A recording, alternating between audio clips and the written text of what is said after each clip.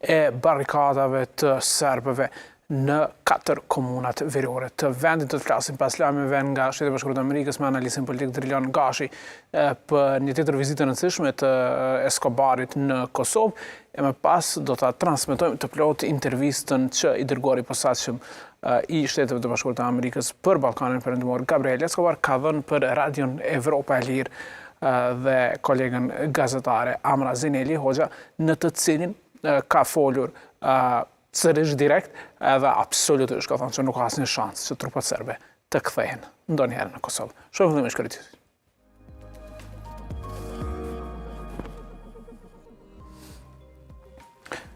Dy ministrat e dialogut Kosovë-Serbi, Escobar dhe Lajçak janë takuar me kryeministin Kurti, kanë bërthirrje për heqjen e barrikadave.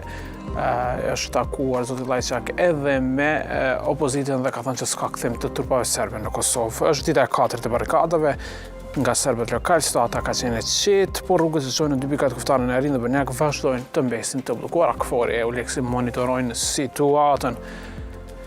Tensionat e kryera në veri dhe vendosja e barrikadave vazhdon të sjellë të tjera reagime të ndërkombëtare. Kfori thotë se është i gatshëm për ruajtje të paqes, kurse Franca kërkon angazhim në dialog nga të dyja palët. Kosova këtë javë dorëzon aplikimin për statusin e vendit kandidat për antarësim në Bashkimin Evropian. Kryeministri Kurti thotë se krahasuar me vendet e rajonit kur ato aplikohen, Kosova është më e përgatitura. Messi, më i miri i botës shkëlqen në ndeshjen 3-0 kundër Kroacisë dhe është vetëm një ndeshje i larg titullit kampion të botës.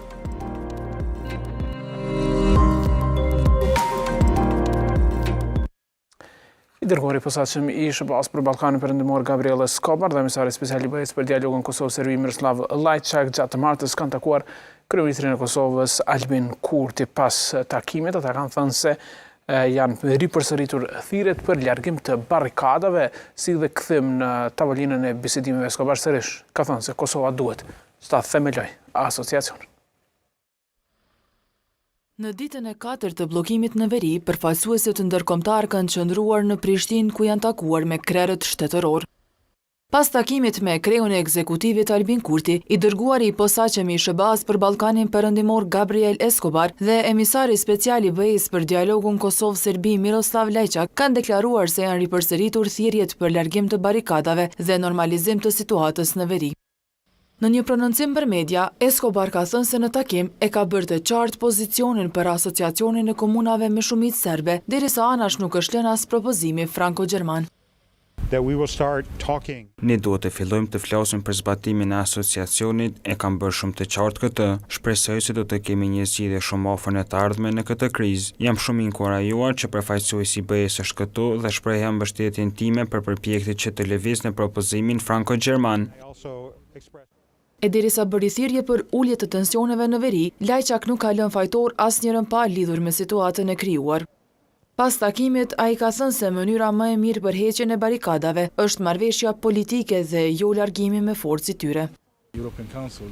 Ja ku jemi këtu një javë më vonë dhe kemi një krizë në veri të Kosovës. Kjo javë është javë e rëndësishme evropiane. Jem këtu dhe të jem në Beograd nesër që të tentojmë të identifikojmë mënyra se si të depërshkallëzojmë situatën dhe të kthehemi në normalitet që të procedojmë me propozimin për normalizim. Po ta diskutim të gjatë me Kurtin për një sër çështjes dhe nuk do të jap detaje sepse është në mesin e misionit tim, pasi nesër do të jem në Beograd. Do të përpiqemi të gjejmë një zgjidhje të mundshme sepse kjo nuk është e mirë dhe nuk mund të përballojmë që vetëm kur të presim që të ndodhë diçka e keqe. Tensionit nuk e ndihmojnë askënd. Kemi ardhur në këtë moment dhe unë nuk dua të drejtoj gishta, por ne jemi të përkushtuar që të gjejmë zgjidhje. Ndërsa i pyetur lidhur me deklarimet e Vučićit për sjelljen e ushtarëve serb në Kosovë, diplomati slovak ka thënë se shumë gjëra janë thënë ditëve të fundit si shkak i tensioneve, derisa kërkoi që liderët e Kosovës dhe Serbisë të fokusohen në gjërat që kanë rëndësi dhe qytetarët të kthehen në normalitet. E në këtë takim, zyra e kryeministrit ka thënë se është diskutuar për procesin e dialogut ndërmjet Kosovës dhe Serbisë dhe hapat e mëtejmë, zhvillimet e fundit në vend dhe çështjet aktuale. Në takim kishte dakordim të përbashkët që duhet të hiqen barikadat në veri, të cilat pengojnë lirinë e lëvizjes. Përmes gatishmërisë për takime dhe diskutim, Republika e Kosovës ka dëshmuar në vazhdimsi se është palë konstruktive që angazhohet për arritjen e një marrëveshje ligjërisht e ndërkombëtarisht të obligueshme për normalizimin e plotë të raporteve të ndërsjella me Serbinë me njohjen reciproke në qendër. Ndërkaq gjatë ditëve në vazhdim, Lajçak do të takohet edhe me përfaqësuesit e EULEX-it dhe KFOR-it, derisa ka njoftuar se do të jetë edhe në Beograd.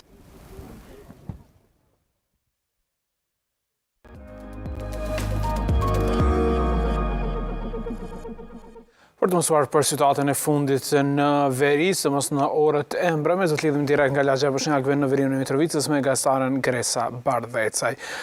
Vazhdon të bie borë pa ndërprerje atje. Gresa, nga qëndrimi pas ditën në Rudar tek barikadave në lagjën e Bosnjakëve, si paraqitet situatë?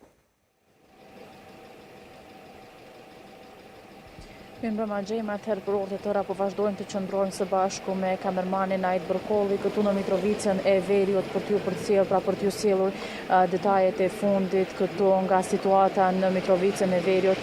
Ne aktualisht ndodhemi në lagjën e Bosnjakëve, pra ku këtu është duke mbizotruar një situatë e qetë, nuk ka pasur frekuentime të mëdha në këtë rrugë, ndërkaq këtu po vazhdojmë të qëndrojmë, pra policia e Kosovës në udhkryqin pra në këtë rrugë në lagjën e Bosnjakëve.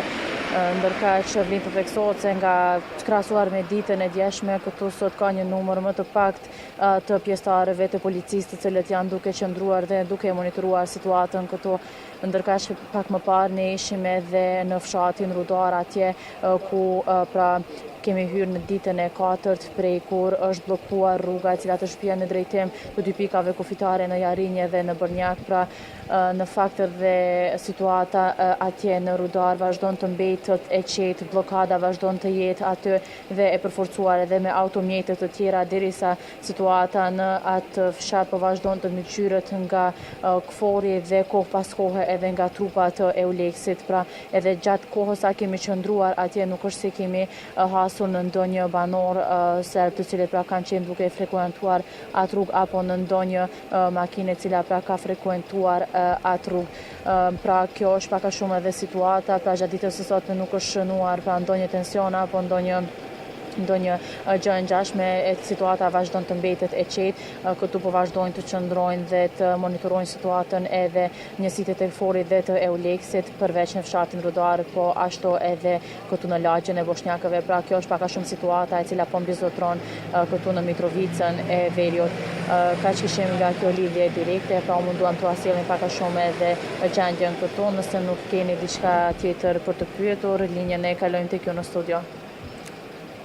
Kemi diçka tjetër për të pyetur Gresa, është vështirësuar rruga që çon në Rudare për shkak të pra tek barikadave për shkak të rreshëve të borës në orët e mbrëmjes dhe nga qëndrimi disa ditor atje, pra sa afër mund të afrohesh qoftë pakamerë tek këta barikadues, pra tek këta banorë lokal serb që i kanë vendosur barikadat, sepse është e qartë që ata nuk flasin për media.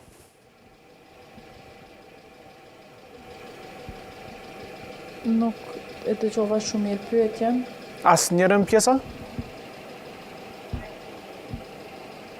Sa është vështirësuar rruga që për shkak të rreshëve, sa është vështirësuar rruga ndërmjet pra për të shkuar deri në Rudare? Jo, në fakt, pavarësisht se pra thëmë ditë e kaluara sot kushtet atmosferike janë më të rënda, pra vazhdimisht është duke rënë borë, në fakt nuk është vështirësuar qarkullimi, pak normal që është pak më e vështirë me qarkullu në atë pjesë kur po bie borë, mirë po për të pasur në ndonjë vështirësi pak më të theksuar, jo, vazhdimisht pra kemi lëvizur nga lagja e Bosnjakëve në fshatin e Rudar, pra kemi pasur mundësi që të kalojmë ndershëm pavarësisht se është duke rënë borë këtu në këtë zonë. Nëse mund të më dëgjosh tash, Gresa, pjesa tjetër e pyetjes është pra derisa kur jeni në Rudar, derisa afër, a mund t'i shihni, pra mund të afroni për t'i parë njerëzit që organizojnë barikadat, sepse kanë parasysh ata nuk duan të flasin për mediat, për kamera, por vetë pa kamerë, pra a keni arritur që t'i shihni kush janë këta njerëz, a ka edhe gra, a ka fëmijë, sepse në erat e kaluara kishte edhe fëmijë që vishin në barikade. Po, tash e kam të qartë, dhe ju dëgjova. Pra, në fakt, ne kemi ardhur pak më vonë, pra kur edhe është tërësuar dhe kemi pasur të pamundur për shkak të sigurisë të lëvizim në anën tjetër të barrikadave. Mirë po nga ajo çfarë kemi parë, pra prej afërsisë aty prej ku janë të vendosur dyshiritat, në fakt nuk ka pasur ndonjë barrikadues apo ndonjë protestues apo ndonjë qytetar i nacionalitetit serb duke qëndruar aty. Mirë po ashtu siç është raportuar, pra edhe në media mbrapa barrikadave vazhdojnë të qëndrojnë disa qytetarë, disa banorë aty të cilët pra janë duke protestuar, mirë po ne personalisht nuk kemi arritur që të kalojmë barrikadën dhe të kalojmë në anën tjetër të rrugës për të parë se si është gjendja atje. Mirë po kemi parë që trupat e KFOR-it kanë qenë duke lëvizur pra nga pjesa e barrikadës në fillim të barrikadës, të njëjti pra janë kthyer përsëri në brendësi të fshatit, pra pasi kanë kaluar barrikadat atje ku pra siç është raportuar po vazhdojnë të qëndrojnë serbët. Mirë po ne personalisht pra e potencoj që nuk kemi pasur mundësi që të shkojmë në atë pjesë dhe të shohim më nga afër se kush është aty apo kush është duke i prirë barrikadës. Mirë, të falenderit shumë Gresa, ty edhe Aidit për gjithë këtë raportim gjatë gjithë orëve të pasditës në kushte më të rënduara atmosferike. Sonte falenderit shumë, kemi qenë direkt nga lagja e Bosnjakëve në veritëm i intervistës me gazetarën tonë Gresa Bardheca. Ndërkohë, si zakonisht, pas lidhjes direkte shohim se si ka kaluar dita që nga mëngjesi, kur serbët pra kanë hyrë në ditën e 4 pa punuar shkollat e kanë ndërprer praktikisht jetën për të bërë pjesë e barrikadave që Kosova dhe qeveria e saj, pra qeveria jonë, thotë që janë pjesë të strukturave kriminale në veri. Do të shohim bashkë raportin e Gzona Shalës.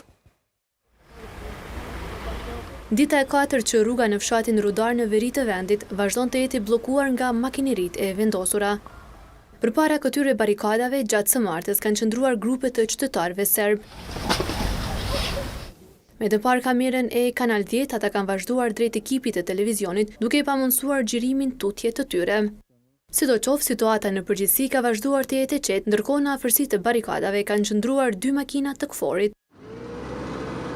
E kohë pas kohe aty kalolin veturat e Oleksit, por për dallim nga 3 ditët e para, në ditën e 4 vizitat e tyre ishin më të shpeshta. Sot është shënuar edhe dita e 4 që nga bllokimi i rrugës në fshatin Rudar, rrugë kjo e cila të dërgon në pikën kufitare Jarin dhe Brnjak. Ajo se çfarë po vrehet gjatë kësaj dite është fluksi i shtuar i qytetarëve të cilët po kalojnë nëpër këtë pjesë. Ndërsa rrugët kryesore që dërgojnë në pikat kufitare në Jarin dhe Brnjak vazhdojnë të jenë të bllokuara, helikopteret e KFOR-it kanë furnizuar me ushqim pjesëtarët e këtij misioni. Banorët e kësaj pjesë janë shprehur të shqetësuar me zhvillimet e fundit. Njëri nga banorët kanë thënë se duan që situata të zgjidhet sa më shpejt dhe t'i kthehen jetës normale. Politiki Prishtine. Ne duam lirin, duam që në mënyrë demokratike ta zgjidhin gjithë situatën që janë duke kaluar të dyja vendet. Nuk duam zgjidhje me armë e me luftë, asnjë nuk jemi të qetë, jemi të shqetësuar për gjendjen. Deputetët tonë janë larguar nga parlamenti pikërisht se Prishtina nuk po i trajton mirë ata dhe nuk kemi parë që është duke u punuar për qytetarët serb. Ndërkaq, sa i përket arrestimit të Dejan Pantić, Kosova do ta lirojë dhe institucionet e Serbisë të merren me të. Ndërkaq në Zubin Potok nuk janë parë pjesëtarë të KFOR-it në afërsi të barrikadave. Ndërsa në lagjën e Bosnjakëve të banuar me shumicë shqiptare ka vazhduar monitorimi i situatës nga policia e Kosovës.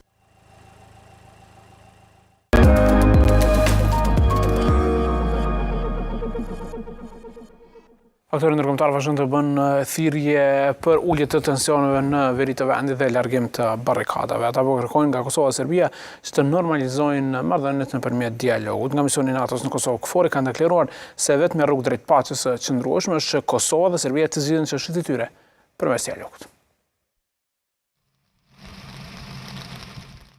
Situatën e krijuar në veri të vendit me shqetësime e kanë përcjellur edhe ndërkombëtarët, të cilët tashmë e disa ditë po bëjnë thirrje për ulje të tensioneve. Çështja e Kosovës dhe Serbisë është diskutuar të martën edhe në takimin e Këshillit të Çështjeve të Përgjithshme të BE-s, ku të dyja palëve i është kërkuar normalizimi i marrëdhënieve përmes dialogut. Në konkluzat e miratuara në këtë mbledhje nga ministrat evropian ndër tjera u kërkua që të dyja palët, pa vonesa, t'i respektojnë në tërësi të gjitha obligimet nga dialogu dhe të përmbahen nga veprimet apo deklarata që nxisin tensione. Në një reagim të Ministrisë së Punëve të Jashtme të Francës, është kërkuar nga palët të tregojnë përmbajtje më të madhe dhe të demonstrojnë përgjegjësi në mënyrë që të ulën tensionet.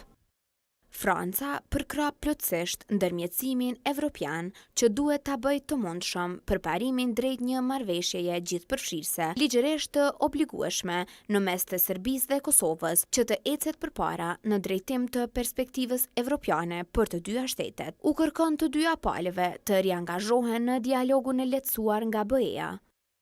Edhe nga misioni i NATO-s në Kosovë, KFOR-i kanë deklaruar se vetmja rrugë drejt paqes së qëndrueshme është që Kosova e Serbia të zgjidhin çështjet e tyre përmes dialogut. KFOR-i mbetet jashtëzakonisht vigjilent dhe plotësisht i aftë për të përmbushur mandatin e tij të OKB-s. Sekretari i NATO-s Jens Stoltenberg ka thënë se Aleanca Veriatlantike po e monitoron situatën dhe është gati të veprojë. NATO është shumë e fokusuar në çështjen e Kosovës si dhe në Ballkanin Perëndimor. Ne kemi një histori të gjatë, kemi ndihmuar për t'i dhënë fund dy luftrave etnike, fillimisht në Bosnjë dhe Hercegovinë dhe më vonë në Kosovë. Forcat tona janë ende të pranishme atje, gjithsesi KFOR-i, i cili ka gati 4000 anëtar dhe është faktor kyç në stabilizimin e rajonit dhe situatës.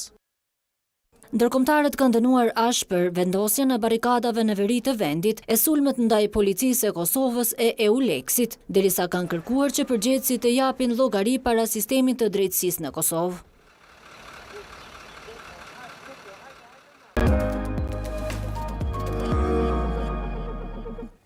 Do të jetë një super javë e rëndësishme për integrimin evropian të Kosovës. Qeveria ka marrë vendim pra që brenda kësaj jave të dërgoj aplikacionin për të bërë vend kandidat për antarësim në Bashkimin Evropian. Për do të ketë një ceremoni solemne nesër në orën 11 të mëngjesit në presidencë. Presidentja Vjosa Osmani, kryeministri Albin Kurti dhe kryeparlamentari Glauk Konjusa do ta nënshkruajnë aplikacionin që do të dërgohet në Bruksel. Shohim bashkë këtë raport të Viola Korçës. Kosova gjatë kësaj jave do të aplikojë për antarësim në Bashkimin Evropian. Kryeministri i Kosovës, Albin Kurti, këtë njoftim e ka bërë në mbledhjen e qeverisë që udhëheq. Sipas Kurtit, Kosova është më e përgatitur për të marrë statusin e vendit kandidat krahasuar me vendet e tjera. Siç e dini, ne jemi vendi i fundit në Ballkanin Perëndimor që po aplikojmë për Bashkimin Evropian, edhe pse jemi vendi i parë në këtë rajon për nivelin e sundimit të ligjit, lirisë dhe demokracisë. Ka ardhur koha që statusin potencial për kandidat që na është njohur shumë kohë më parë, ta kthejmë zyrtarisht në status kandidat duke kaluar në një fazë të re të marrëdhënieve me Bashkimin Evropian. Kjo është në përputhje me aspiratat e qytetarëve tonë, të cilët besojnë thellë se ardhmja jonë është brenda Bashkimit Evropian, krahas shteteve demokratike me të cilët ndajmë vlerat e përbashkëta të lirisë, demokracisë, barazisë e të sundimit ligjit. Në këtë mbledhje, ekzekutivi ka ndarë 5.8 milion euro si mbështetje për përballje me inflacionin, ku do të përfitojnë studentët, punëtorët e ndërmarrjeve publike dhe mbështetje për kursimin e energjisë elektrike.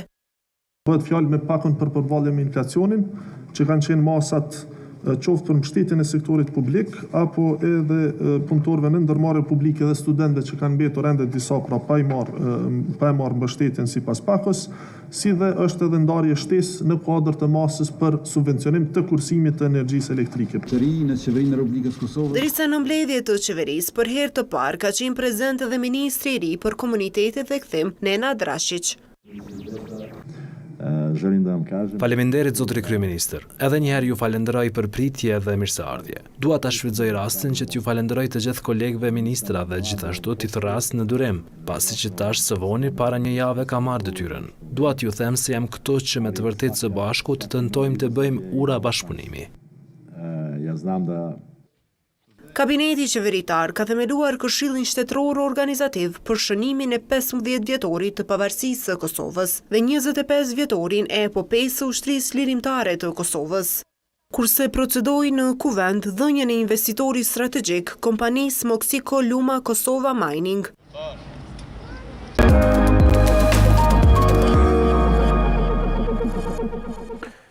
Me qëllim të ngritjes së vetdijes për dhunën në baza gjinore, të martën është lansuar fshata Body Right, organizuar nga UN FPA të pranishmit kanë bërthire për trajtim e urgjencë të rasteve të dhunës dhe sulmeve seksuale.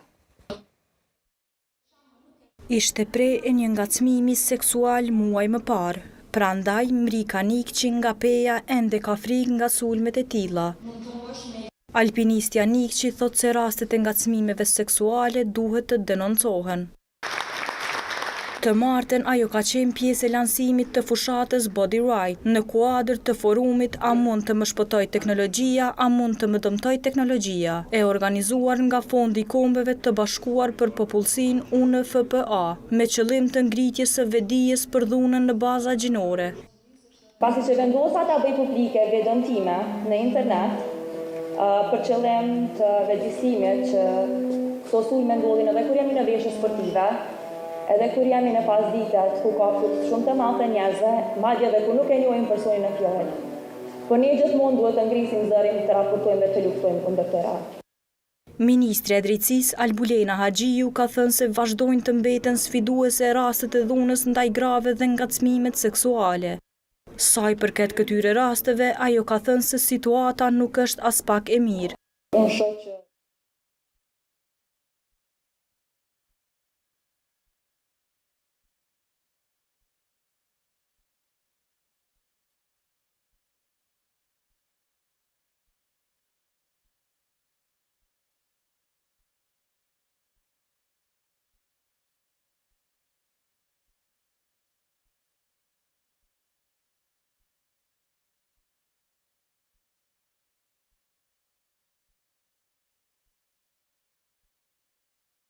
jemi ruajtës e mbrojtës ndaj tyre dhe duhet ta parandalojmë atë. Tragjedia që i ka ndodhur atyre 2 grave në Kosovë ndodh në gjithë botën.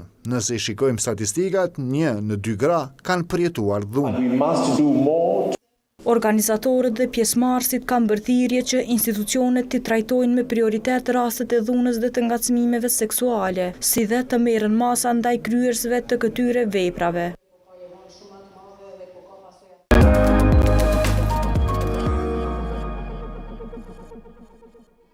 Dhe do të shohim si që paralajmëruam në vazhdim intervistën e plotë që Radio Evropa e Lirë, zyra në Prishtinë, kolegja Mrazeneli Hoxha e ka realizuar sot gjatë ditës ekskluzivisht për Radio Evropa e Lirë me të dërguarin posaçëm të Shteteve të Bashkuara të Amerikës për Kosovën, për Ballkanin Perëndimor në fakt, me theks të veçantë natyrisht në raportet Kosovë-Serbi, Gabriel Escobar, theksi natyrisht të përgjigja shumë e prerë nuk mund të ketë kthim të trupave të Serbisë në Kosovë. Shohim bashkë.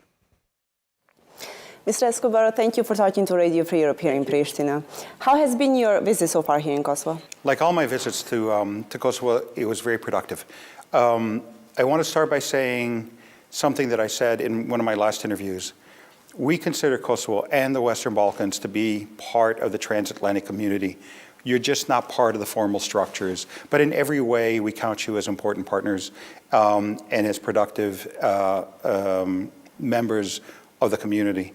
And every time I come here, I meet with business leaders, I meet with civil society, I meet with youth leaders, and I did this time as well.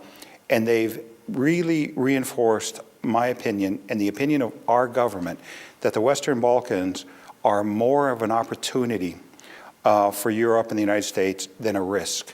And we just have to make that aspiration a reality. I'd like to start with the current situation also on the north of Kosovo. Who do you see responsible for the barricades? What I want to say is less about laying blame and more about the way forward. So the reality is we need everyone to contribute to the process and everyone to contribute to the resolution of this current crisis. So I really believe that the barricades need to be taken down by the people who put them up. But we also need to give them a political path to be able to discuss their grievances through the political channels and through diplomatic channels. So that's how we're seeing the current crisis. And beyond the crisis, we need to start thinking about a more sustainable framework in which communities can work together in this country. Kosovo Prime Minister said that the barricades in the north are influenced by Belgrade. Do you share the opinion? I do share some of that opinion. However, in my discussions with the community there, they do have some grievances that need to be heard. I don't think that boycotts and barricades are the way to do it, but I do think that open communication, dialogue, and a real acceptance that there is a lack of trust between the two communities is important for us to be able to move forward successfully. Do you think there is no sufficient dialogue with the local community from Pristina? Well, I've heard that from them, and I've heard that from civil society members and from other people who are not politically connected, that in many cases they feel isolated from the central government. Now, that said, in some cases they also feel intimidated by some of the people who are linked to Belgrade. So we need to find a way out of this trap. And the way forward is through careful coordination, open dialogue, and fully engaging in the EU-facilitated dialogue. After Kosovo Serbs left the institutions, do you think it's possible to integrate Kosovo North into Kosovo institutional system again? I certainly hope so. And I certainly hope that as we reach a resolution, and hopefully soon, my counterpart, Miroslav Lajčák, is here today, that we'll see the barricades taken down and we'll see a path forward to reintegration. And I do invite the government of Kosovo to accept the people who come back, those who are eligible to come back, to allow them to come back. And then we move forward on the discussions on the normalization. You have met the representatives of Srpska Lista. Do you think they will support the return of Kosovo Serbs to Kosovo institutions? I think they want to return. I think nobody gains from the boycott. I think that we all need to be committed to a process of reconciliation, and I believe that they can be part of that. Is Belgrade using the barricades as an excuse to improve its negotiating position in the dialogue? That remains to be seen, but I have to say that there are still elements of lack of trust between that community and the central government. And whatever happens, whatever we do, there has to be trust between the communities before we can have a successful resolution. If the locals don't remove the barricades, the Prime Minister called upon KFOR to do so. He said that he will be waiting for such a thing. Do you think KFOR should, do you expect KFOR to remove the barricades? We expect the people who put them up to take them down. But we also expect for them to be given a way forward where they can address some of the issues. Now, there are some issues where we have to be firm. Now, on some issues regarding the rule of law, with regard to legitimate arrest warrants, those should be adjudicated in the courts and not on the streets. However, questions about buy-in by the community, for example, on administrative procedures like number plates, they should have a voice in that. We've encouraged the government to give them a voice in that. And we're going to continue to try to bring the two sides closer together and to focus their attention on the EU-facilitated dialogue. Serbian President Aleksandar Vučić said on December 15, Serbia will seek from KFOR the return of its forces to Kosovo. How does the U.S. see this? We categorically oppose that. We categorically reject that. We don't support it at all. And I also want to say that Kosovo has very firm security guarantees from the United States. What would the U.S.'s response be if Belgrade indeed made an armed incursion in the north? Well, first of all, I don't expect that. But second, I'll reiterate, Kosovo has firm security guarantees from the United States manifested by its participation in KFOR. How can the U.S. or you personally currently contribute to reducing the tensions? Well, look, I have told the community that I'm open to hearing their concerns, and they do have some legitimate concerns. We are also looking for ways to help this government strengthen its position on many things. But the most important thing that the United States would like to do is we want to see the fulfillment of the Association of Serb Municipalities. I have told people that the United States will take the lead on helping this government implement that. From our position, it is a legally binding international obligation It's an obligation on Serbia, it's an obligation for Kosovo, it's an obligation for the European Union that helped negotiate it, and because we support the dialogue, it is our commitment. Now, a single politician in a single political party cannot walk away from that obligation. So we will work on the association. So that is going to be our contribution to the dialogue process. Should the association be created before reach of final agreement? Well, look, I think, to be honest, the association should be worked on immediately. It should be on the agenda for the next discussion. And we should start thinking about how we can use that to create trust between the government and the minority community. Now, this is not about Serbia. This is about a relationship between the government and a minority community within the confines of Kosovo, under the structure of the Constitution of Kosovo, and fully within the laws of Kosovo. So I see it as an opportunity to improve relations between groups and not as an opportunity for another country to meddle in the internal affairs of Kosovo. But Kosovo's Prime Minister Albin Kurti, in a way, thinks that this should be part of the final deal and not discussed before the final deal. It's already an existing obligation. So we believe it should be all existing obligations should be implemented as soon as possible. Do you share the worry of Kosovo leaders that association can be a replica of Republika Srpska? No, absolutely not. So it is not a mechanism that will be imposed on Kosovo. It's one that the government of Kosovo can work with the international community and the affected community to have a win-win solution that allows collective rights to be protected while maintaining the functionality and the constitutionality of this independent and sovereign country. I would talk about Franco-German plan for a while. The plan itself does not mention mutual recognition. It doesn't mention Kosovo's membership to the UN, nor does it explicitly mention the association. Could that be a concession level for both sides to the eventual path of reaching a final agreement? Well, look, the talks on that proposal, which we fully support, are at a very sensitive stage. So it is still at the very preliminary stages of discussion.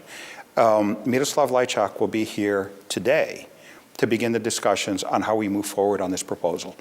But again, we support it. We think it is a win-win for both countries, and it creates opportunities for them to discuss dispute resolution, the protection of minority communities, the protection of cultural and religious sites, and many, many other things that will help both of them deepen their European integration. Kosovo government has not entirely accepted the plan, but it said that it's a good base for further negotiations. The focus of Kosovo government, as they say, is the mutual recognition should be a center of the final agreement, while for Serbia it seems that it's the association. What should be the center of final agreement? The center should be European integration for all countries of the Western Balkans. And within that context, a good relationship, sustainable relationship with all the countries of the region, with each other. And finally, full recognition of all of the countries of their right to exist, of their independence and their sovereignty. So our position has never changed from that. That recognition has to happen. However, the sequence of steps and how we get there is really for the dialogue to discuss. But our position remains that the countries of this region, in order for this region, entire region, to move forward, all of the countries should have equal, respectful, and peaceful relations with each other. And mutual recognition? Yeah, yes, absolutely. I would also go back to the north and ask you, Kosovo has postponed the elections for the April. What do you expect to change by that time? Well, look, what I expect to change is, first of all, we need to launch the discussions on normalization urgently. So hopefully that will have started. Second, we will have started a discussion on the association by April. And I have to be clear, we are going to have an association. We are going to be part of that process. And that process should include the government of Kosovo. If not, we can have that discussion with alternate partners, with civil society, with youth groups, with the business community, all of whom would like to see Serbia and Kosovo emerge from this cycle of instability. It's hurting business. It's hurting the futures of the young people. Everybody wants to see these two countries move forward. When do you expect the final deal to be brokered? I'm not going to put a timeline on it, and we can't put a timeline on it, but urgently. In recent months, the U.S. has asked Kosovo's Prime Minister Kurti on several occasions to withdraw some of his decisions in order to prevent further escalations on the ground. Prime Minister Kurti did so, although he resisted for some time. Does the U.S. view him as a credible partner who wants to negotiate in good faith? I have to be really clear about this. The relationship between the United States and Kosovo is firm, it is solid, and it is with the people of Kosovo, not a particular person or party. So we are absolutely open to partnership with the government here. Now, that doesn't mean that we're not going to have tactical differences. People should expect that. But it doesn't mean that the United States is stepping away from our support for Kosovo. Okay, on the other hand, Serbian President Aleksandar Vučić is strengthening his nationalistic rhetoric on Kosovo issue, but he has not been faced with open criticism from the EU or the US. What is your observation on that? He has not been... Has he? Absolutely he has. Absolutely he has. And that criticism has actually produced results. You've seen Serbia vote against Russia in the United Nations twice, in the UN Human Rights Council once, and vote to suspend Russia from the EBRD.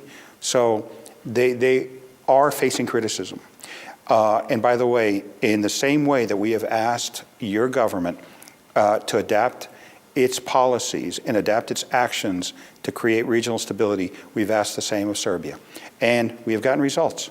The ID card solution was a unilateral concession from Serbia. And in many other ways, we've received concessions on the way forward to create regional stability. So I do want to point out that we are not one-sided here, that we are looking for a win-win solution for both countries. But Serbia, however, still rejects to impose sanctions to Russia. I think they should. I think they have some obligations in their accession process to align with the European Union. And that's a discussion that they are having with Europe. And I do encourage them to do so. Will you open that discussion with President Vučić in case he will be traveling to Belgrade also after Kosovo? Yes, we have an ongoing discussion with President Vučić about regional initiatives and global stability and European territorial integrity. And I would have to say that we are not too far off in our views of what's happening in Ukraine. To what extent is the Russian influence in the Balkans, especially in Serbia, the reason for instability in at least 3 Balkan countries? I would say it's a very important factor. There are clear proxies of Russia working in the political systems of at least 3 countries. There is a tremendous amount of Russian disinformation in the information space in all of the region. And I have to say, you know, Russia doesn't have to make solutions. They just have to make problems to be able to advance their agenda. So we have to be vigilant about that, and we'll push back on that malign influence everywhere and any time we see it. How would you evaluate the region's response to that behavior of Russia? The region has responded positively. Every country in the Western Balkans has voted to condemn Russia's aggression on Ukraine. Every single one. Every single one has provided some level of humanitarian assistance to Ukrainians fleeing the violence. And every single one of them recognizes and at least respects, in the case of Russia, respects the measures that Europe has imposed. I'll just move to Montenegro also. Do you support Prime Minister of Montenegro, Drejtan Abazović, sign Montenegro's accession to Open Balkan in the coming days? Our position on the Open Balkan is very clear. We support all regional economic integration initiatives with 2 conditions. One, is that they bring you closer to Europe and they're not in conflict with any of your European obligations under the Berlin process or any other European-led process. And two, that all of the countries of the Western Balkans be allowed to join as full members. And so far, the Open Balkan qualifies under both of those categories. Now, should it fail to live up to either one of those conditions, we will absolutely pull our support for the Open Balkans. But there seems to be no support in Montenegrin parliament on this issue. Do you think they can further contribute to the destabilization of this country? No, I don't think so, because, to be clear, the Open Balkans initiative is taking advantage of an existing trend of regional integration. And COVID accelerated this integration in the region because people couldn't travel by air. They were traveling by car, and they were traveling more by car in the region. You were seeing Serbian people going to the coast in Albania. You were seeing Albanian businessmen doing more business in Belgrade, going there to get vaccinated. You're seeing really important energy and transportation links between North Macedonia and the rest of the region. So it's already happening. The question is how to best create momentum to break down the barriers to free trade. And that's why, whether it's Berlin, Open Balkans, CEFTA, regional RCC, or the Common Regional Market, we support all of it. Mr. Escobar, thank you very much for your time. Thank you very much.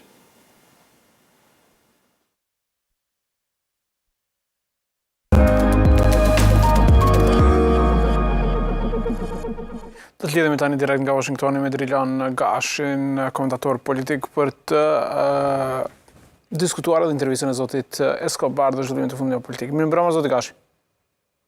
Mirëmbrëma, Gjemal. Faleminderit shumë për kohën.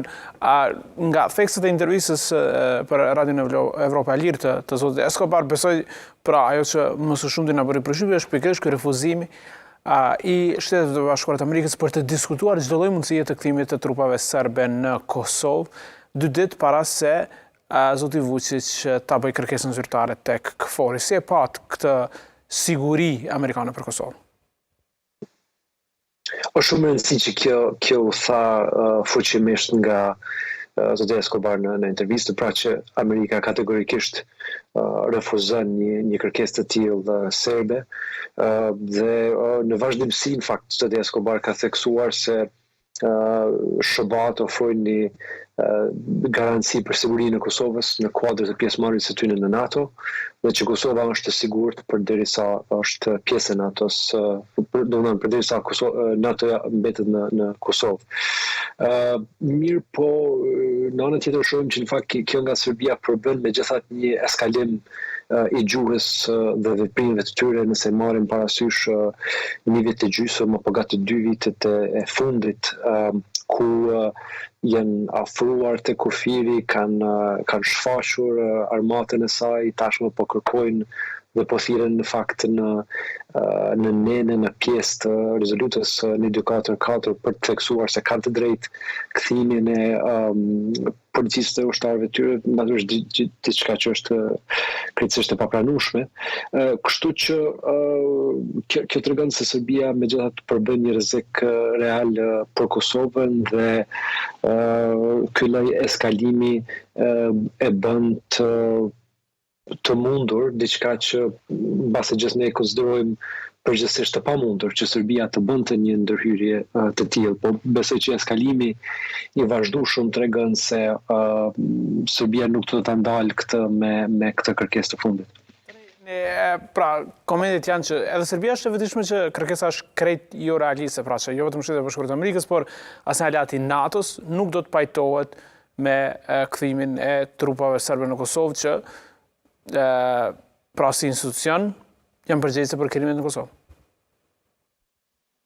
Po, është e vërtetë dhe kjo mirë që është thënë dhe pak kundërthënë se që Serbia e bën këtë lloj kërkese, përveç nëse duan të kërcënojnë në mënyrë më reale. Sigurisht nuk shihet si diçka e menduar as pak nga ana e udhëheqjes së Serbisë, por dhe besoj që ndoshta ajo që kemi parë në përgjithësi në kohët e fundit me ngjarjet e veriut, por edhe në dialogun është se gjithnjë më shumë po shfaqet Serbia pra si mos bashkëpunuese, pra kur kemi pas rastin e kompromisit nga ana e qeverisë Kosovës lidhur me targat, prej atij momenti ne shohim që fakt është Serbia që po e shton presionin dhe po shfaq mbase mosdëshirën e saj që të jetë e përkushtuar real për një marrëveshje me Kosovën, por edhe që të pajtohet për ta përmirësuar gjendjen në veri të Kosovës, për cilën ajo gjithsesi jo vetëm se ka ndikim, por është shtytëse e çastjes serbëve që kanë pushtet atje. Nuk do të thojë që të serbëve civil në përgjithësi, por të serbëve që kanë pushtet gjithsesi ata veprojnë me një dirigent të Beogradit për fat keq. Tani po thoni pra që është Kosova në pozicion më të mirë aktual dhe presioni është bartur tek Serbia për shkak të barrikadave që janë kthyer sërish. Kosova përveç tabelave i shtyti edhe mbajtjen e zgjedhjeve për shkak që lista serbe nuk do të marrë pjesë, i shtyti për prill. Por, si që dim pra, ta është kërkesa e vetme, le të themi, e serbëve që janë në barrikada, është lirimi një polici që Kosova e ka arrestuar sepse dyshon që ka marrë pjesë në sulm. Po, edhe besoj natyrisht për atë polic si për çdo individ tjetër duhet ndiqen procedurat ligjore, dhe vlerësohet se ai me të vërtetë nuk i ka kryer veprën e kërcënimit të institucioneve të zgjedhjeve të Kosovës, ashtu siç për arsyeën në cilën ai është arrestuar. Kështu që është vetëse drejt që ai të ndiqen në rrugët ligjore për ta liruar apo jo atë individ, pavarësisht se ai ka qëndruar si polic më herët. Dhe kështu po, do të thoja gjithsesi që tashmë presioni është bartur tek pala serbe më shumë, por në të njëjtën kohë kjo nuk do të thotë se Kosova vetëm përfiton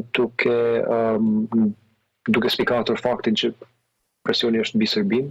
Pra Kosova gjithnjë duhet ta tregoj gatishmërinë për bashkëpunim dhe gatishmërinë për marrëveshjen, të përmend se është e hapur për të se ka pranuar kornizën e fundit dhe është në situash në bashkëpunim të afërt me BE në Shëbat për hapet e metejm. Kështu që unë shpresoj që Kosova do të bëjë këtë gjë. Natyrisht kërkesa tjetër që po i bëhet Kosovës këtu ditë në vazhdimsi është për asociacionin e komunave me shtëpitë serbe dhe aty ndonse nuk po thuhet ndoshta në mënyrë eksplicite, nuk është se pala e Kosovës ka refuzuar edhe këtë lloj bisede, por dëshiron që këtë ndodhë në kuadër të marrëveshjes përfundimtare që po diskutohet dhe jo si një hap paraprak. Sigurisht kjo çështje duhet të komentohet të paraqitet në një mënyrë tillë që të mos pengojë, që të mos shihet si një pengesë e progresit nga ana e Kosovës.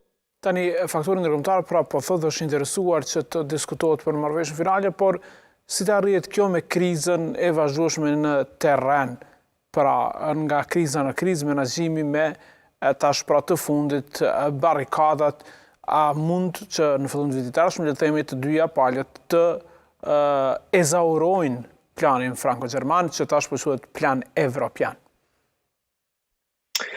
Po kjo është në fakt nëse sidomos në 6 muajt e fundit, ana e çuditshme asaj që po ndodh në dialog është që tensionet gjithje janë në të rritura, ka përshkallëzim të situatës, ndërkohë ka marrëveshje që po arrihen.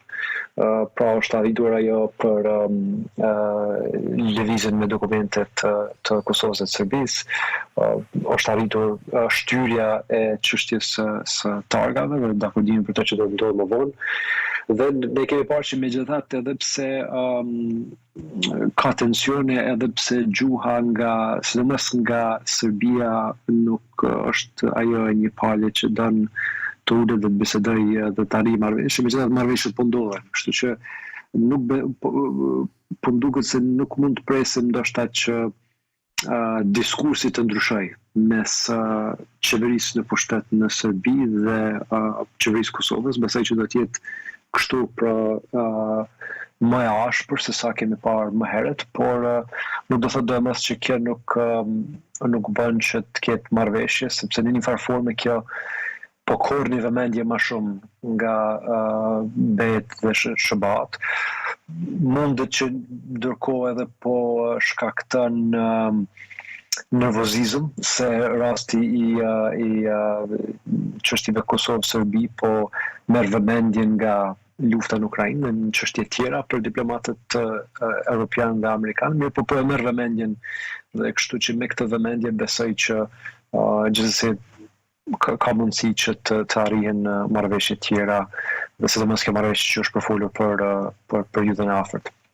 Tani, prapë sot ka ndalë elementet, i ka publikuar koha, janë të gushtit, por që ndryshimet janë të vogla, e kemi diskutuar edhe më herët, nuk vetë fjalë për një ujë eksplicite direkte, por marrëveshja flet për respektimin e integritetit territorial dhe sovranitetit. Prishtina vazhdimisht ka thënë që është bazë e mirë për të diskutuar, por si total, pra përderisa thuhet që Serbia nuk mund ta përvesë Kosovën në organizata ndërkombëtare, duhet ta njeh sovranitetin, a është pra në fakt e pranueshme kjo marrëveshje për Kosovën?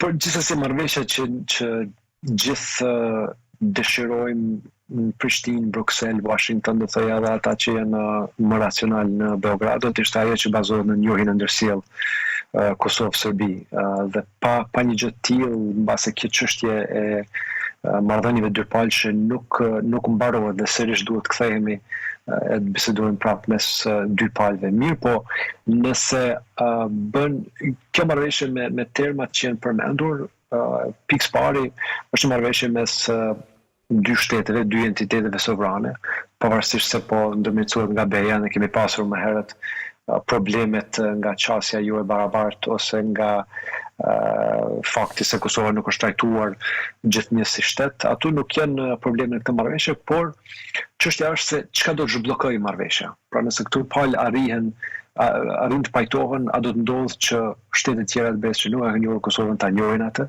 Nëse ajo ndodh, nëse ka një dakordim për këtë, njohja nga Serbia bëhet më e parëndësishme, qoftë në kuadër kësaj marrëveshje, qoftë në përgjithësi në fakt, sepse ne dimë pastaj që në të ardhmen ajo mund të pengojë njohjen e Kosovës në OKB nga lobimi i Serbisë nëpërmjet Rusisë, Kinës, shteteve tjera.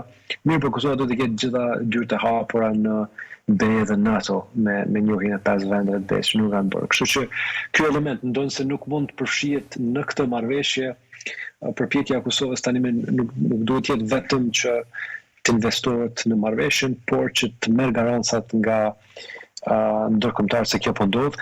Kemi dëgjuar nga Zeti Escobar në rrethet tjera se ai po BE dhe SHBA po mundohen të sigurojnë këtë, që Serbia të mos jetë më një blokad në rrugën e integrimit të mëtejmë të Kosovës apo suverenitetin ndërkombëtar të saj. Po ajo është shumë pozitive dhe ne duhet kemi besoj më shumë shenje të qarta për këtë në mënyrë që ajo marrëveshje të jetë produktive. Në rast se nuk ndodh ajo, po besoj që po bëjmë një marrëveshje për të dakorduar prapë në një të ardhme të paqartë dhe nuk do të përfitojnë shumë askush nga ajo. Por e përkohshme është në fakt, sepse nëse shihet teksti, pra nuk është marrëveshje ligjërisht obligueshme, është dakordim, një lloj dakordimi pra të cilën palët zotohen pikërisht që Serbia pra të mos e pengojë antarësimin e Kosovës në organizata ndërkombëtare, të mos i pengojë njohjet pra që eventualisht do të mund të vinin nga Spanja ose shtetet e tjera. Në këtë mes pra a duhet të jetë, kemi diskutuar edhe më herët, synimi kryesor antarësimin në NATO para se Bashkimit Evropian, në cilin Kosova do të aplikojë këtë.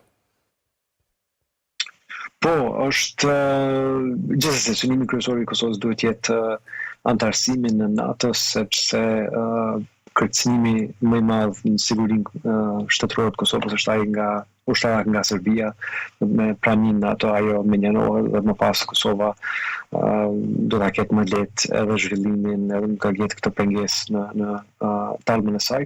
Natyrisht që edhe në BE nuk do të thotë se duhet të ketë përkushtim më pak, mirë po ne gjithë dimë që ajo do të merr më shumë kohë. Është shumë pozitive që Kosova përbën aplikimin në këtë kohë dhe në kontekstin ku ka një kërkesë të re që BE-ja të luajë një rol më proaktiv dhe të pranojë ato shtete që janë të kërcënuar dhe që dëshirojnë të jenë pjesë e saj me reformat që po bëjnë.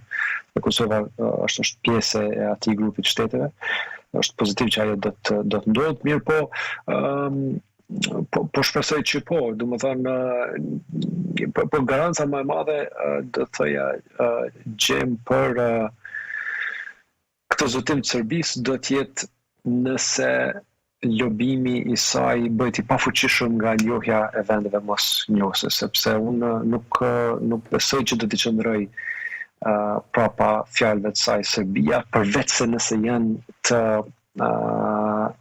të arrira në një marrëveshje formale apo me një garancë që mund vi këtu nga njohjet të shteteve tjera.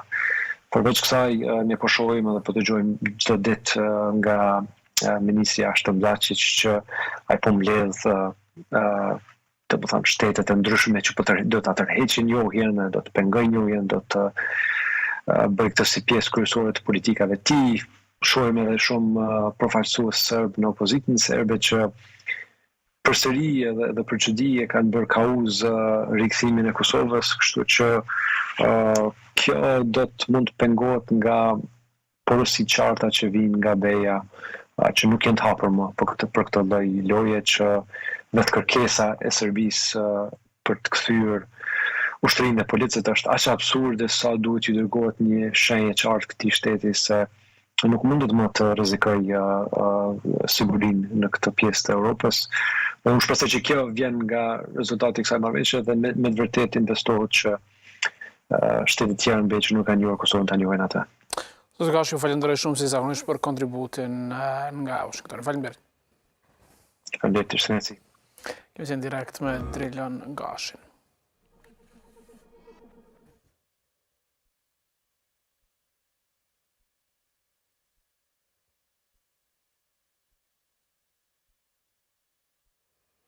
Kemi qenë direkt nga Washington me Drejlan Gashin, të nderuar shikues për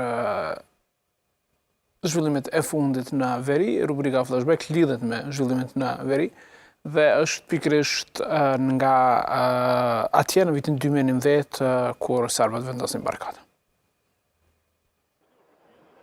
Komandanti i forcave paqëruese, generali Gjerman Erhard Drus u bëri thirrje sot protestuesve sër në veri që të menjanojnë barikadat, ndërsa tërhoqi vërejtjen se në të kundërtën do të jetë i detyruar të përmbush mandatin e tij për të rivendosur lirinë e lëvizjes edhe në atë pjesë të Kosovës.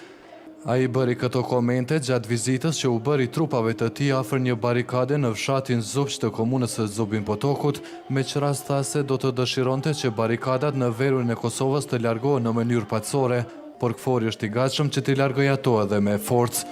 Trupat e NATO-s kanë bërë të ditur se gjendja në pjesën veriore të Kosovës është e qetë, ndërsa paralajmëruan vazhdimin e aksioneve për largimin e barikadave me qëllim të vendosjes së lëvizjes së lirë. Aksioni i forcave të NATO-s pasoi afatin e caktuar për zhbllokimin e rrugëve, por serbët në verun e Kosovës refuzuan thirrjet e KFOR-it për të hequr barikadat e ngritura në rrugët kryesore në atë zonë, në shenjë kundërshtimin ndaj vendosjes së policisë dhe doganierëve të Kosovës në vendkalimet kufitare me Serbinë.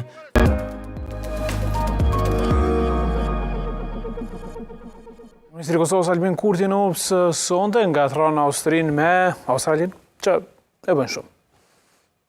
Kjo projekt marrëveshje është në frymën e interesave të përbashkëta në kuadër të bashkëpunimit ndërkombëtar për forcimin të bashkëpunimit në fushën e ripranimit mes Kosovës dhe Austrisë. Mes Kosovës dhe Australisë, mes Kosovës dhe Austrisë, mes Kosovës dhe Austrisë,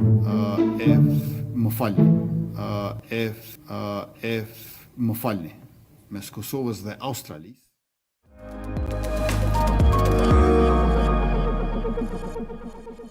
Shkova rubrikën në media fillimisht me Gazeta 10. Citata që në veri të Mitrovicës rrugët vazhdojnë të jenë të bllokuara nga barrikadat lidhje direkte me kasarën Gresa Barndheca që e banin vetëm para pak minutash për të marrë sensin asaj që ndodhte në orët e mbrëmjes në veriun e Mitrovicës. Sadiku për listën serbe e ka marrë bajrakun e Budalallakut, situatë qetë në laçën e Pëshnakët dhe në fshatin Rudar, politiku direkt nga veriu. Spahiu, Kurti e Vučić në garë sikur që kontrollon veriun e Kosovës. Kurti pas takimit me emisarët u dakorduam që barikadat të hiqen. Gashi për barikadat në duhet aksioni KFOR-it duhet të kryejë mandatin që e ka. Sadiku i bindur s'ka konflikt drejtnik në veri, po i afrohemi marrëveshjes finale. Shumë mirë.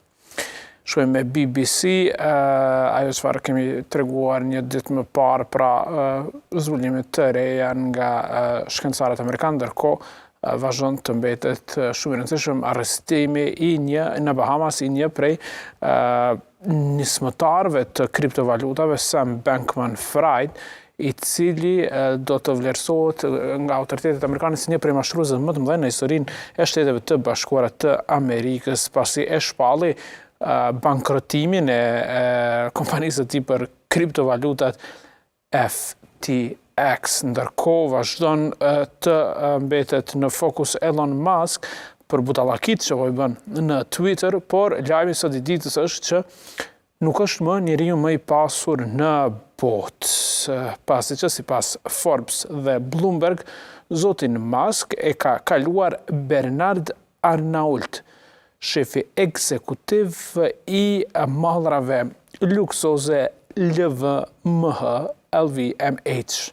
Zoti Musk është, ose Musk, që do që dënë mi thonë, është shefi ekzekutiv dhe aksionari më i madh në Tesla dhe e ka blerë, si që dim, për 44 miliard dollar Twitterin në tetor.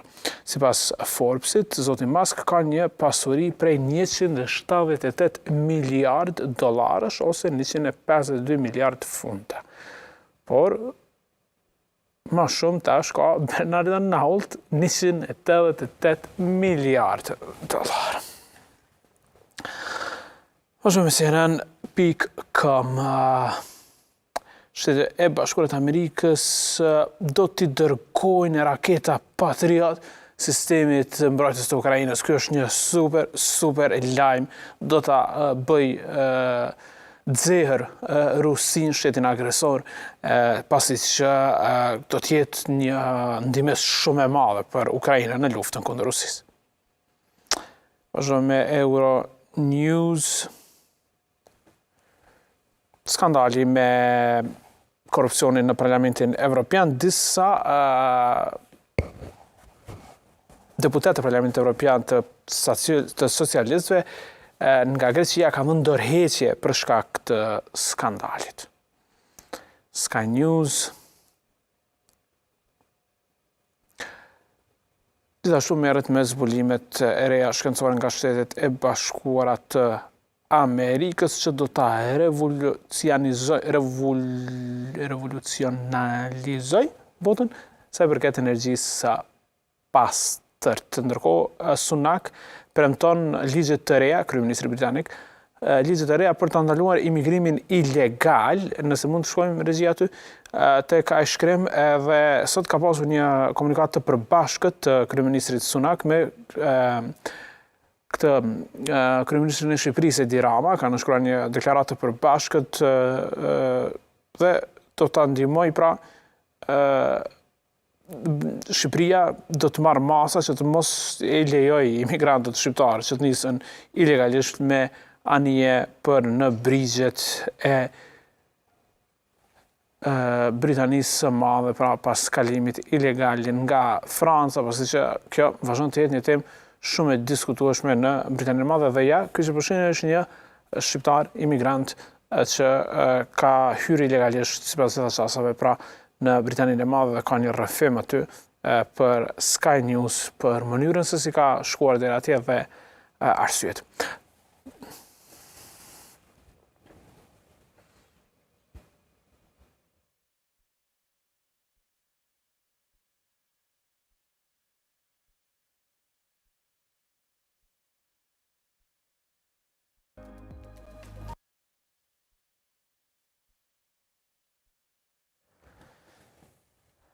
Tani, para se dalim zyrtarisht eksportit, tashme din Argentina ka shkuar tutje një fitore super spektakolare 3-0 kundër Kroacisë dhe teksa jemi tek rubrika media, shohim se si kanë përjetuar, se si e kanë raportuar këtë mediat në të dyja shtetet, në Argentinë dhe në Kroaci. Kjo është Ole, është gazeta më e madhe sportive në Argentinë me Messi dhe Julian, Argentina në finale të botërorit. Kjo është fotografia e mesit me Alvarezin, një super ndeshje, një fitore shumë e lehtë, sa që pritej Ole, pra që është gazeta më e lexueshme në Argjentinë sa i përket gazetave sportive, pra sjell gjitha rrëfimet, shkojmë më poshtë nëse mundemi të shohim jep notat, gjitha notat lojtarëve të Argjentinës. Ka një fotografi të Modricit të këtij Mesit duke u përshëndetur me Modricin. Pastaj është një ekip që duam t'i përqafojmë të gjithë nga larg, thot Ole. Ka një fotografi aty më poshtë Mesit, kemi kaluar kohë të vështira, por tash është koha për të jetuar, për të përjetuar një kohë spektakulare. Ndalemi këtu një tjetër shkrim për Mesin, Mesi si zemër, Mesi Corazon, është botërori më i mirë i ti. Është botërori më i mirë i ti, shkruan gazeta e njohur sportive e Argentinës. Vazhdojmë me tradhës, që është Clarin. Edhe kjo natyrisht super Mesin në ballin. Argentina është në finale e tëra në duart e Mesit më të mirë ndonjëherë, dhe Julian Alvarez që është vrastar me mënyrën pra si i ka shënuar golat, rekordet të reja të Mesit që kanë çuar në eliminimin e Kroacisë, dhe janë Messi dhe Julian Alvarez, pra që marrin më shumë të pikë në skaloni me shumë emocione. Është ëndra të cilën po e jetojmë, e ëndra për Messin është gjithmonë e më afër gjitha mediat botërore që shkruajnë për fitoren e madhe.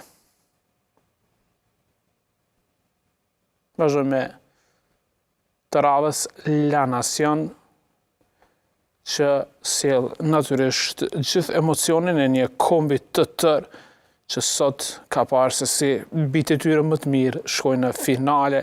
Jemi në finale të botërorit, përfaqësuesja e jonë, thot kjo gazet, ka luajtur me admirim të madh për genialitetin e një njeriu, Leo Messi. Shikoni një fotografi më poshtë, goli i 3-0 të cilin e shënonte Alvarez, një super asistimi Leo Messit që niste nga kjo fotografi se çfarë ka ditur të bëj. Kalimin që ja ka bërë lojtarit të Kroacisë që këtu e deri në fund për të bërë një super asistim tek Alvarez që shënonte golin. Ka qenë maestral. Shohim më poshtë fotografi mira Argentinas, ka ndalur në sheshin kryesor të Buenos Aires për të festuar, për të parë ndeshjen në ekran të madh dhe për të festuar pas kalimit tutje. Dhe shkojmë me mediat kroate, index.hr, që është portali më i madh në Kroaci. Argentina-Kroacia 3-0, një humbje e rëndë e një Kroacie të dobët në gjysmë finale, thot index.hr. Tani edhe trajneri e merr përgjegjësinë dhe thot që megjithatë do të vazhdojë ta udhëheqë Kroacinë edhe në kualifikimet për Evropian. Vazhdojmë me 24sata.hr, 24orë.hr, dallis çfarë do duhet të bënte Livakovic të largohej nga goli nëse është fjala për penallti nga mërshëpje, pra janë ankuar kroatët. Ka një koment tek 24sata.hr, në cilin thuhet nëse keni vendosur që t'japni Leo Messit titullin e botës, na tregoni të mos mundohemi një tjerët, por gjithsesi 24sata sigurisht të tjerët pra janë super krenar me arritjen e Kroacisë deri në gjysmën finale. Vazhdojmë me dnevnik.hr, që është portali i televizionit Nova. Mediat botërore shkruajnë për humbjen e Kroacisë ndaj Argentinës, duke përmendur vetëm një emër të madh dhe s'ka se si tjetë ndryshe pos Leo Messi, dhe gvardiol i Kroacisë është mbrojtësiri i cili u masakrua nga Leo Messi, por ka shkuar mes tjera është Di Maria për ta ngushëlluar, ka karrierën përpara, është shumë i ri, është lojtar i mirë, por fati zi që luante me Leo Messi në super form sonte. Mediat serbe, sipas Dnevnik.hr, bëhen shumë gëzohen me humbjen e Kroacisë. Adios Hrvati, shkojnë në shtëpi kroatët duke qarë Messi i ka vënë në 2 gjunjë dhe i ka turpëruar, shkruajnë mediat serbe, natyrisht janë xheloze për eliminimin katastrofal të Serbisë nga faza e grupave në duart dhe këmbët e Gjerdan Shaqirit dhe Granit Xhakës dhe i gëzohen eliminimit të vënshëm megjithatë të Kroacisë që ishte një hap larg finales. Jam duke e përjetuar maksimalisht, thot Leo Messi, është epoka më e mirë e tij në Argentinë, me Argentinë.